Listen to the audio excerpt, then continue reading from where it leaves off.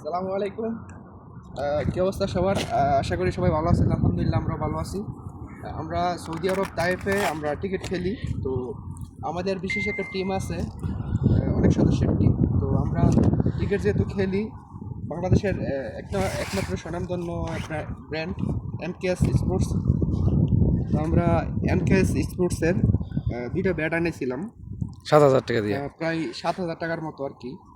তো ব্যাটগুলা এত নিম্নমানের বলার বাইরে, ব্যাটের কাট, তারপর ব্যাটের গ্রিপ, কোনো কিছুই ঠিক নাই আসলে। ব্যাট টাকা যেমন তেমন, কিন্তু এমকেএস যে বাংলাদেশের একটা স্বনামধন্য নাম, যে নামেরই কোন হইয়া নেই, মানে একদম বেকার, একদম একদম ফাও বাজে একটা ব্যাট। তো আমার কাছে যেটা আছে এটা দেখাই।